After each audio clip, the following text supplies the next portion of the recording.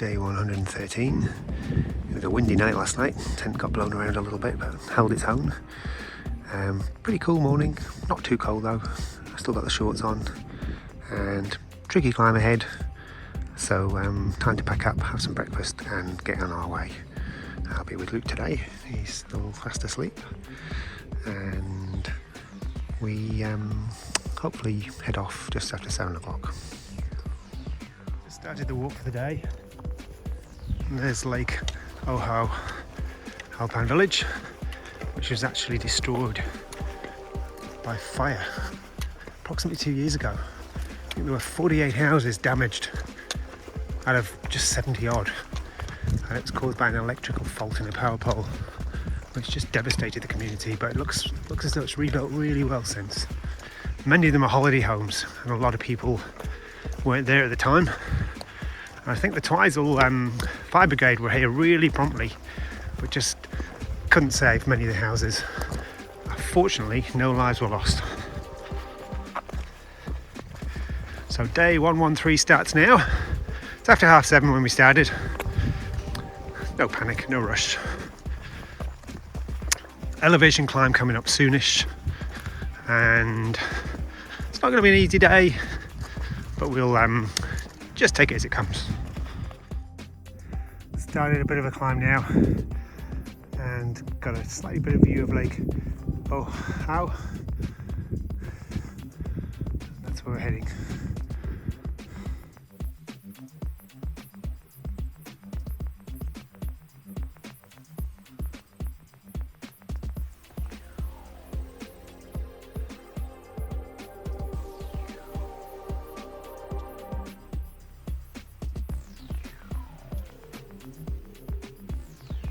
Short break and onwards we go.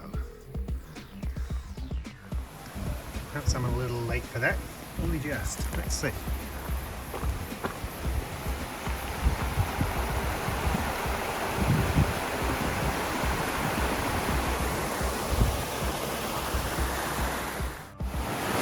Someone's decided to spend the night here.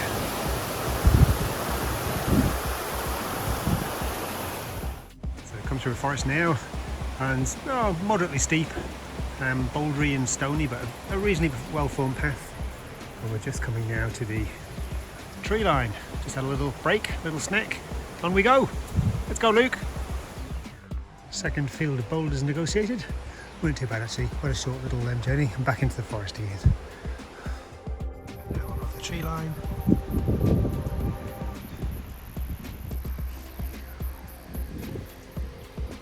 That's the view ahead. We've climbed about 600 metres so far, with about 300 to go. 250, 300 to go.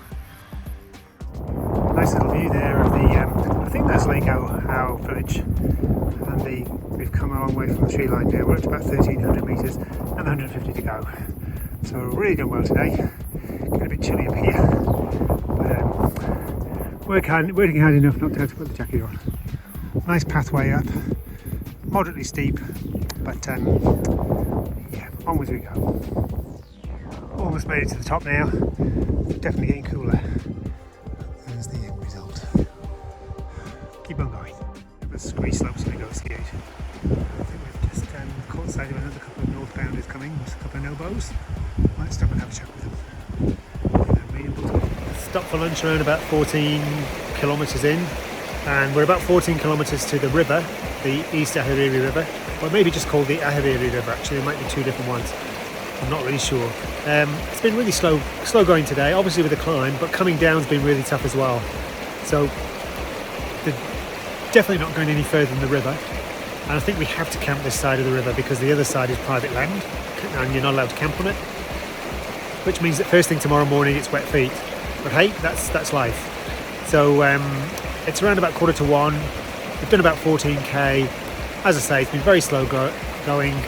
I think we just need to make headway this afternoon, and it's all downhill, but it's over boulders and stones, and it's not easy going. So just finishing lunch off, and then we'll get cracking.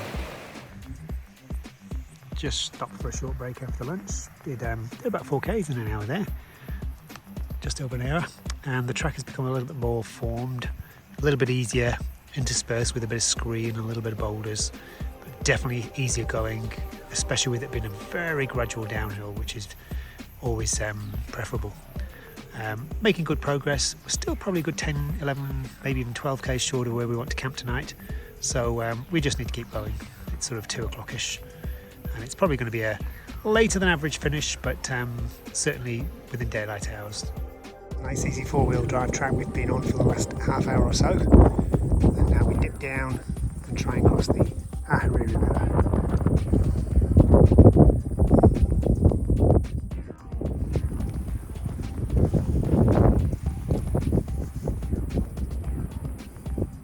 Alrighty, this is where we cross to just there. So unfortunately the phone has to go away now. Way through here, most people are saying it's knee deep. So we'll see how we go. Definitely the toughest crossing we've done. We actually had to turn back 3/4 of the way across, and we just don't get too deep and too powerful. So we've got to cross safely, but there's Johanna from Germany she hikes on the road, and she's attempting to cross just a distance there.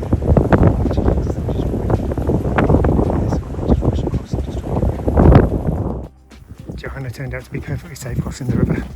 Quite a battle coming up the scree slope at the end. Really steep scree slope to climb up.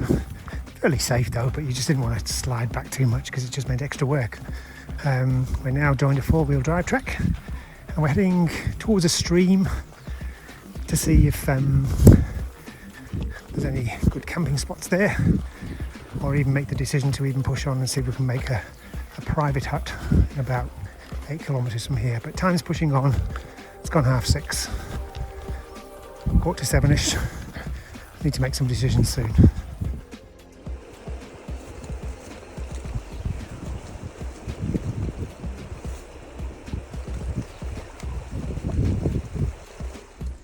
So Luke and I pushed on from the river, and we're just less than 2 k's away from what's called the Tin Hut, a private hut.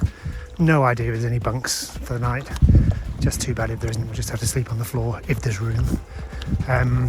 Deciding factor was, got an updated forecast on my InReach, which I'm able to get weather forecasts without any internet connection.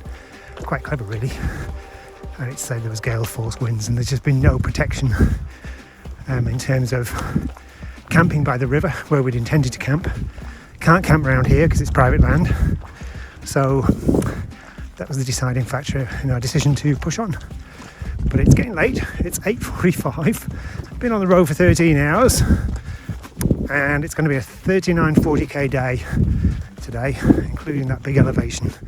So I'll be pleased when the hut arrives. And here's the old tin hut. It's bang on 9 o'clock, so I'm going to keep my voice down.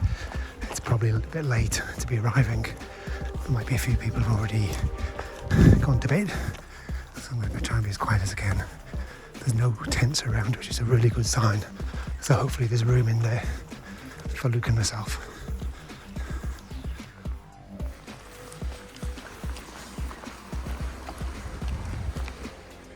And indeed there was room at the hut, and also a bunk, both for Luke and myself, which was awesome. So I got there bang on 9 o'clock, and just 3 other people in the hut, in a 6-bunk hut, which was fantastic. Incidentally, this is the view from the toilet, and there's no door on it. So yeah, that's interesting. Anyway, big long day, 39-40 k, huge day, and good to get those extra 8 k's done, which we don't have to do tomorrow now, since tomorrow's going to be relatively short instead. And that was day 113.